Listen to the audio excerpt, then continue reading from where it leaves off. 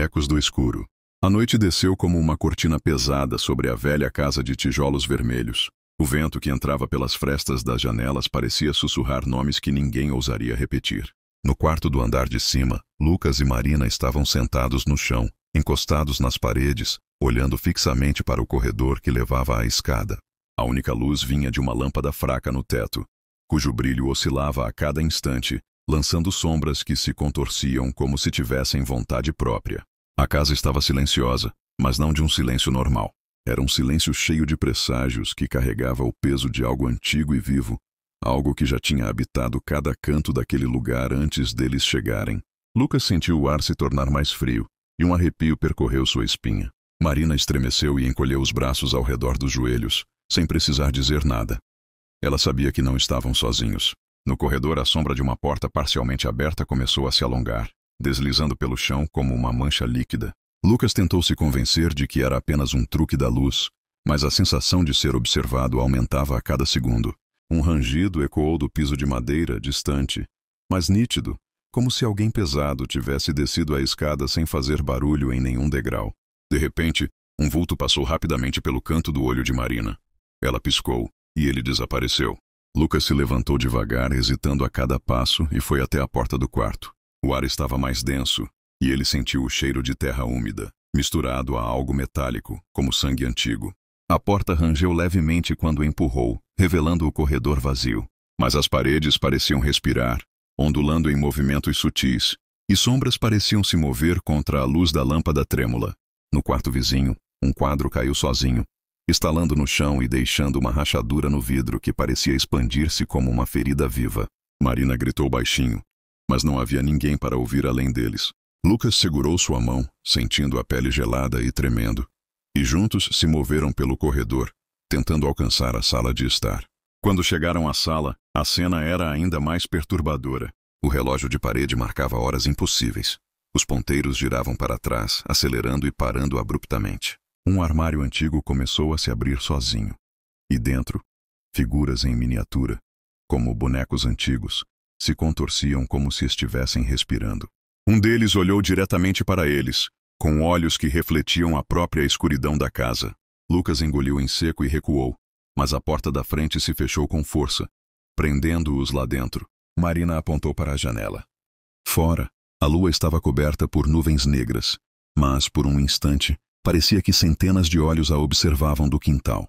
Vozes suaves e distantes começaram a sussurrar nomes. Os deles. Cada sílaba parecia perfurar a mente, provocando lembranças de medos antigos, de traumas que nem sabiam que existiam. Lucas tentou falar, mas a garganta parecia entupida.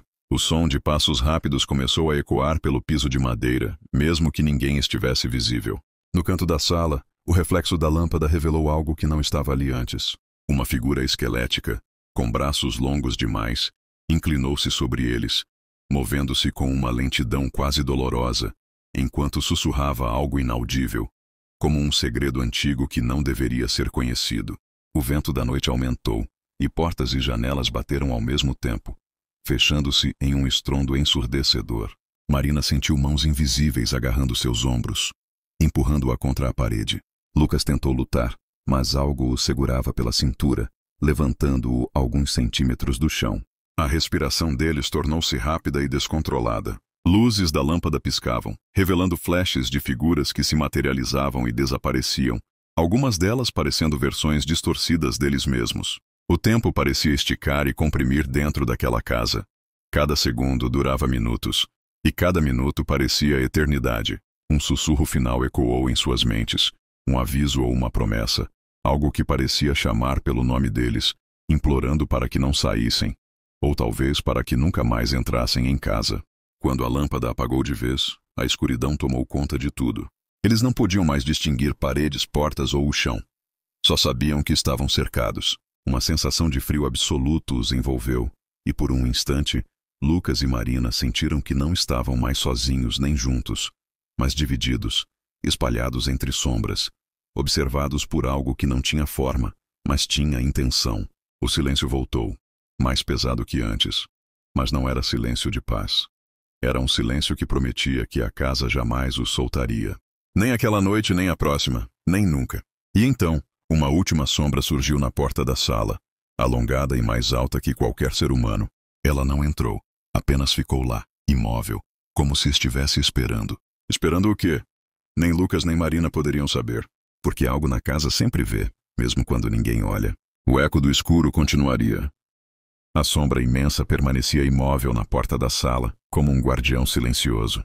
Lucas tentava respirar fundo, mas cada inspiração parecia trazer consigo o ar pesado de séculos, impregnado de poeira e algo que não era deste mundo. Marina não conseguia se mover. Seus olhos estavam fixos naquela silhueta que oscilava com o piscar da lâmpada moribunda.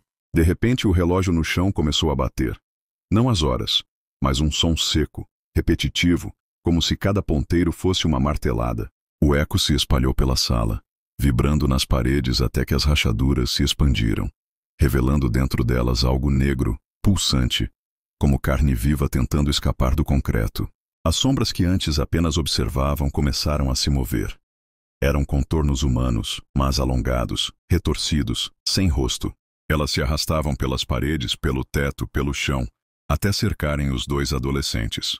Lucas puxou Marina pela mão e correu em direção à escada, a única saída que restava. Mas cada degrau rangia como se gritasse, e algo parecia empurrá-los para baixo. No topo, encontraram uma porta que nunca tinham visto antes.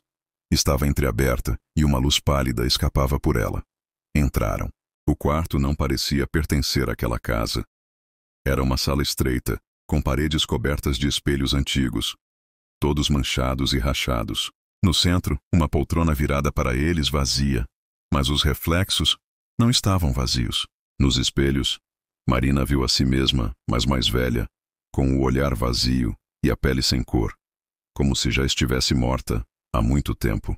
Lucas, por sua vez, via versões dele mesmo presas dentro dos vidros, batendo com os punhos, tentando sair.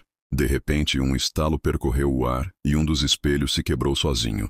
Um braço negro deformado saiu dele tentando agarrar Lucas. Ele se afastou, mas outros espelhos começaram a rachar, deixando escapar sussurros e gemidos que preenchiam o quarto como um coro de agonia. Marina caiu de joelhos, tapando os ouvidos, mas os sons estavam dentro da cabeça dela.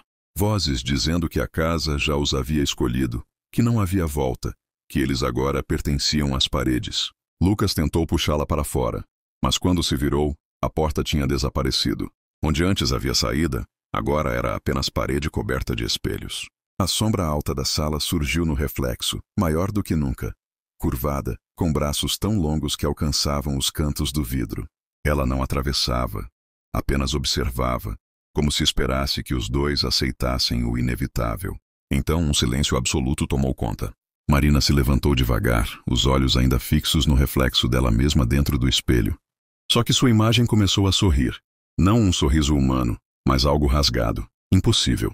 Antes que pudesse reagir, a sua versão dentro do vidro agarrou seu braço de dentro para fora. O toque era frio, mas sólido. Lucas tentou puxá-la, mas o espelho a sugou com violência, deixando para trás apenas um estilhaço manchado de sangue. Lucas gritou, mas não havia mais ninguém para ouvir. Restou apenas ele, os espelhos rachados e as sombras em volta fechando o círculo. Um por um, os reflexos de si mesmo pararam de se mover, congelados como estátuas de vidro. Apenas um deles ainda se debatia, a versão dele que parecia estar dentro do espelho central. Lucas correu até ele batendo no vidro, mas no instante em que o fez, sentiu-se puxado. Um impacto seco o atravessou, e então tudo ficou escuro. Quando abriu os olhos, percebeu que não estava mais no quarto dos espelhos.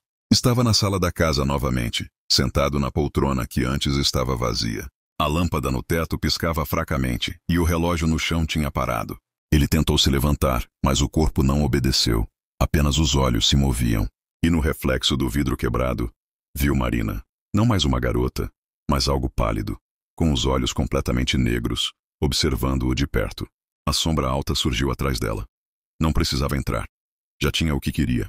O relógio recomeçou a girar para trás, e Lucas percebeu a verdade. A casa não os prendia. Ela os substituía.